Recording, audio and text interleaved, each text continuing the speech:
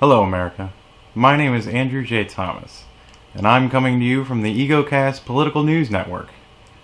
Today we're going to be going over the Podesta emails. As you can see on your screen here, we're at WikiLeaks and we're checking out Podesta emails.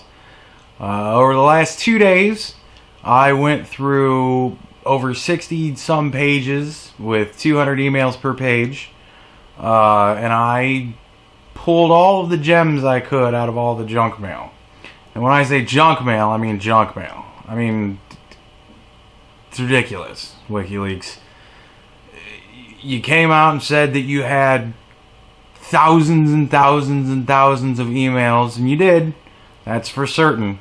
But I think you could have gone through a tiny bit better vetting process, because what we're dealing with here, 90% of it is crap. 90% of it is news. Apparently he likes to get a lot of news articles, more news. He got donation requests, oodles and oodles of donation requests, more donation requests, more donation requests, drafts of speeches. I don't think these were entirely necessary. More drafts. Tweets, emails listing out all sorts of tweets that were put out that day and other days and whatever. I don't think that was entirely necessary. Hillary ass-kissing emails, which you're going to have, I guess. But we don't really need that. That's not really necessary. Junk mail, like completing his PayPal account setup. I mean, you guys really took everything. Ads from footwear groups, survey requests, notifications for UPS and FedEx deliveries, and whatever these are, which, I don't know, when you translate them, probably some of the most interesting emails that he got, because when you translate these things, they come out pretty much as nonsense. Baogong, reincarnated Shenyai, integrity summer exercise people from harm, Buddha's mind, law enforcement and punishing God, Jen loves serving groups, sad heart.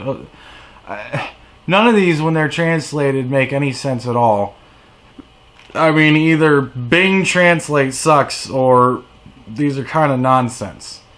But after 2 days, like I said, of going through thousands of emails to find out which ones were the good ones, here we go. So like I said, there was a lot of emails, and I have separated them into 3 sections. The first one is going to be kind of damaging Hillary emails. The second part of this series is going to be things that I thought were kind of funny. And then the third part of the series is going to be things that involve UFOs and aliens, because I also think that's kind of interesting. But getting on with the first section, some of these I am not going to relay to you every single bit of information that's in it. It would take too long. So there's three of these emails that I'm going to put links to in the comment section, so that you can peruse them at your own leisure and post in the comments what you think about them. The first one, which I'm going to reference in the comment section, has to do with her paid speeches. This one is pretty much just hot points to think about that somebody in the team thought was hot points to think about. Clinton admits she's out of touch. Clinton says you need to have a private and public position on policy. Clinton talks about holding Wall Street accountable only for political reasons. Clinton suggests Wall Street insiders are what is needed to fix Wall Street. Clinton admits needing Wall Street funding. Clinton touts a relationship to Wall Street as a senator. Clinton suggests she is a moderate, and this one was interesting because later on there was another email where somebody said, well, why did she call herself a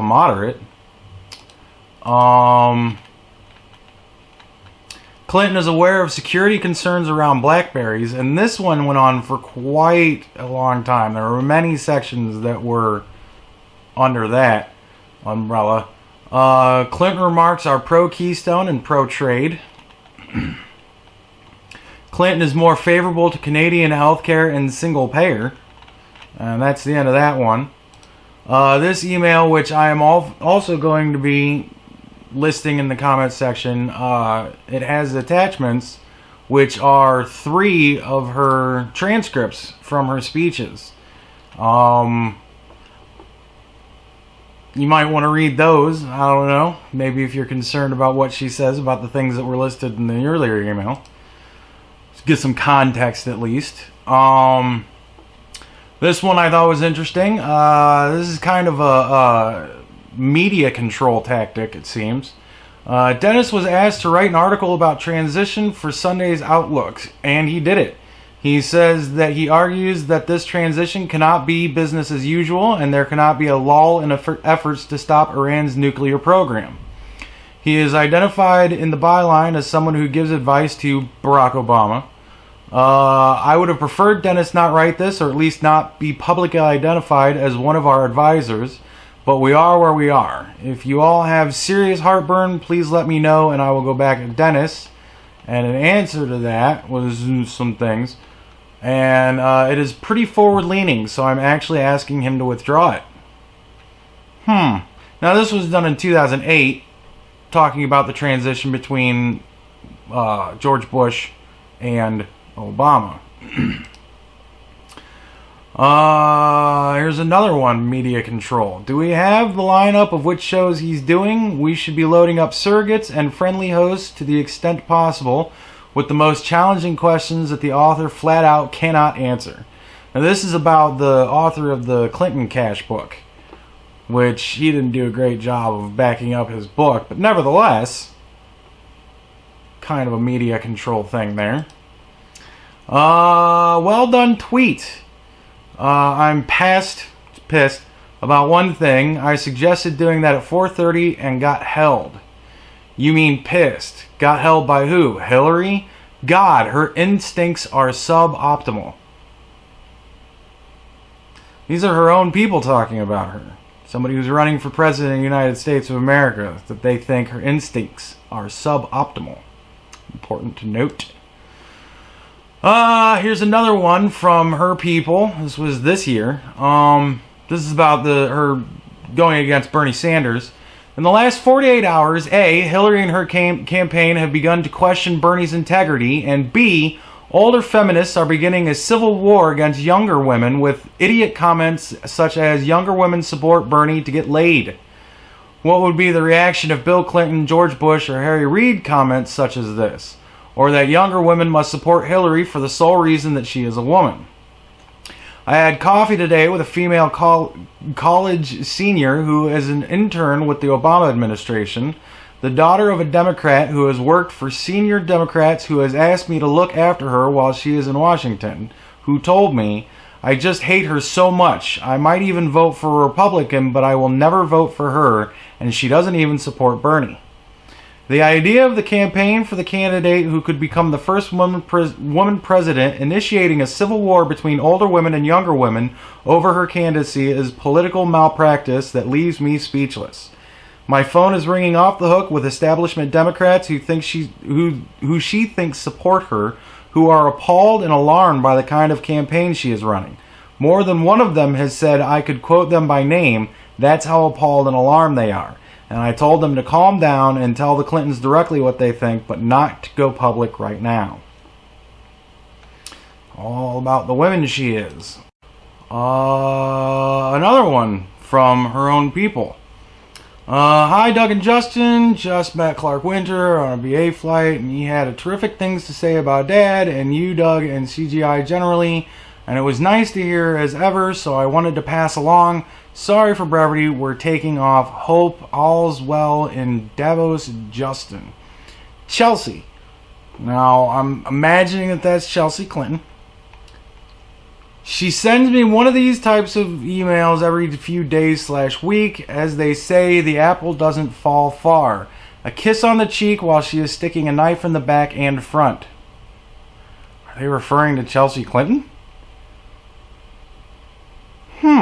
Kiss on the cheek while a knife in the back and the front. Interesting.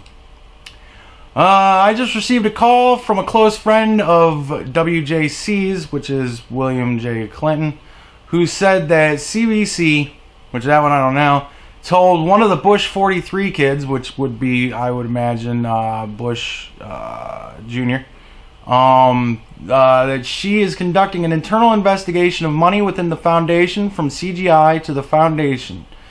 The Bush kid then told someone else, who then told an operative within the Republican Party. I have heard more and more chatter of CBC and Bari talking about lots of what's going on internally to people not smart.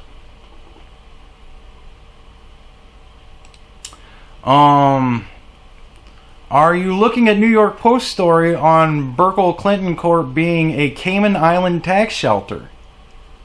And the reply is yes. So, I don't know. That's an interesting thing. Trump has got so many problems with his taxes. Interesting that there's a tax shelter. This is another one that really, really interests me, and I'm going to also put a link to this one in the comments section. This is a very, very long email, and I've highlighted some what I consider to be key points. We really need to make a policy decision on this soon, whether we are allowing those lobbying on behalf of foreign governments to raise money for the campaign or case by case. This is really a straight up political call. One middle option is to take case by case. If, for example, they are FARA registered for Canada, we may not case. If for North Korea, we would. Sounds good. Karuna, can you recirculate the list of foreign agents that we know of so far? It's not a huge number in terms of the number of people, but it does include people we are close with, like Tony Podesta, DLA Piper, etc. And then there is a long list of people. Socialist Party of Albania, I thought was interesting. National Board for the following up and recovering of the Libyan looted and disguised funds of the Transitional Government of Libya. I thought that was another interesting name put on there. More names. The policy would be to not allow any currently registered foreign agents, those who register with FARA, to contribute or raise for the campaign. If someone terminates their registration, they would be allowed to contribute or raise for the campaign, yet still be the same group or organization. I feel like we are leaving a good amount of money on the table, both for primary in general and then DNC and state parties. And how do we explain to people that we'll take money from corporate lobbyists, but not them? That the foundation takes money from foreign governments, but we won't? It seems odd to say that someone who represents Alberta, Canada can't give, but a lobbyist for Philip Morris can. Just as we vet lobbyists case by case, I would do the same with FARA. While this may lead to a large amount of FARA registrants being denied, it would not be a flat-out ban. A total ban feels arbitrary and will engender the same eye-rolling and ill will that it did for Obama. So it seems like things are kind of starting to turn here. If we do it case by case, then it will be subjective. We would look at who the donor is and what foreign entity they are registered for. In judging whether to take the money, we would consider the relationship between that country and the United States, its relationship to the State Department during Hillary's time as secretary, and its relationship, if any, to the foundation. Put simply, we would use the same criteria we use for lobbyists, except with a somewhat more stringent screen. As a legal matter, I'm not saying we have to do this. We can decide to simply ban foreign registrants entirely. I'm just offering this up as a middle ground. And it seems like it's starting to come back. So do the right thing type of thing. Mark made a convincing case to me this AM that these sorts of restrictions don't really get you anything. That Obama actually got judged more harshly as a result. He convinced me. So in a complete U-turn, I'm okay just taking the money and dealing with any attacks. Are you guys okay with that? And the reply is, take the money, exclamation point, exclamation point. So, those are interesting things that I thought came up in the Podesta emails. What do you think? Please leave your comments in the comment section below. And like I said, I will be linking those 3 emails in the comment section that I get, so that you can check them out on your own, look at the transcripts from her speeches and whatnot, and very interesting. Everybody knows that politics in general is more or less corrupt. Power corrupts. Absolute power corrupts absolutely. But it's an interesting peek into the lives of, the people that are around Hillary Clinton and what they believe about her and what they think about her and how they deal with the campaign, money, and whatnot. So I hope you enjoyed this video. If you did, please hit that like button. If you didn't, then you're obviously a Clinton supporter.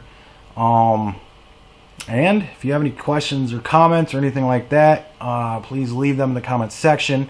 And until the second part of this, which we will get a little bit lighter, have a good day and bye-bye.